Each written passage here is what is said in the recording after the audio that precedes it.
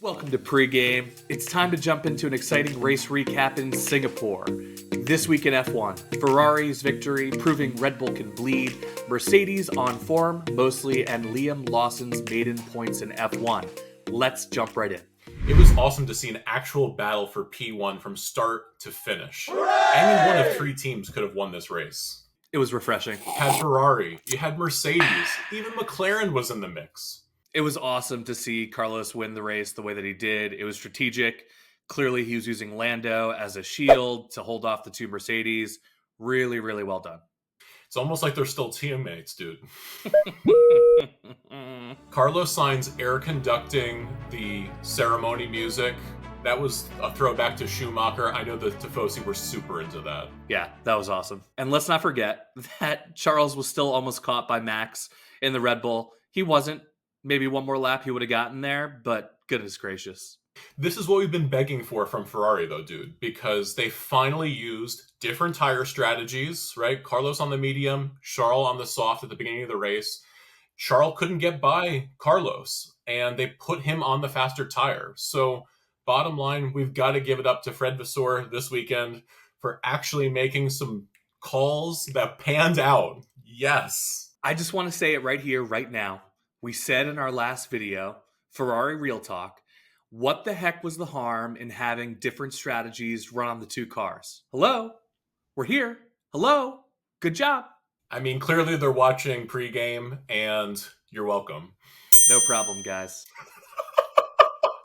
Next up is Red Bull's woes. Do we really even buy it, though? No, I don't. I think this whole weekend was just a vacation for Christian Horner. Agreed. I think it was protecting the shield, frankly. 100%. I mean, there's no doubt that there have been floor and wing changes issued in the rule set for this weekend, but you've got Adrian Newey. Don't talk to me about those changes having any impact on the greatest designer in F1 history. Saying that the floor and wing changes had anything to do with Max complaining about upshifts during the start of the race is like saying, oh no, my fridge is leaking.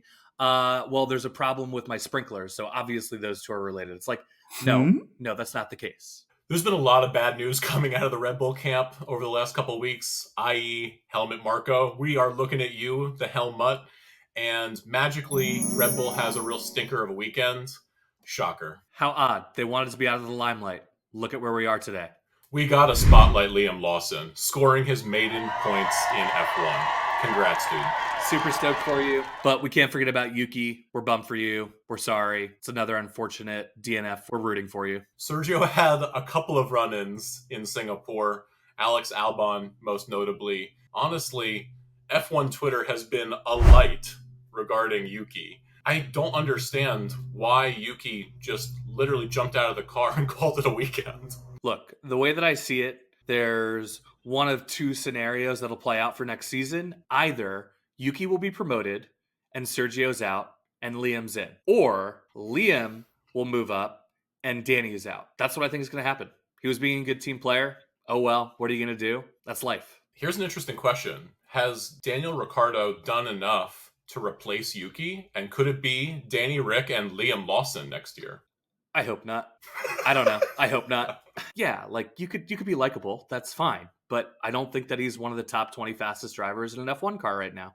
And I think it's time to talk about Mercedes. They're back in the hunt. George had an absolute heartbreaker at the end. But Lewis, back on the podium. Completely agreed. It was a breath of fresh air. Well done, Mercedes. Now, I think the question is, what do people make of George's crash? I think you could take it one of two ways. Either you think it was him being kind of silly and irresponsible with the car. But from my perspective, I respect it. He was racing for the win the whole time, and good on you, George. It's a bummer that you didn't finish the race with, hundreds of meters left to go, but well done. George trying to take 1 more millimeter meant ramming that wall really hard. And yeah, I mean, you just had like a Charles Leclerc moment in the car from him where he was like screaming in agony over making that mistake. It was a bummer. No! In fairness, a fair reaction. I think that's exactly what I would have done. All in all, though, it was an awesome weekend. The Singapore Grand Prix was a banger, and thank you so much for joining us at Pregame. Be sure to upshift on the like, stomp on that subscribe, and rip the handbrake on the notification bell for more F1 content. Over and out.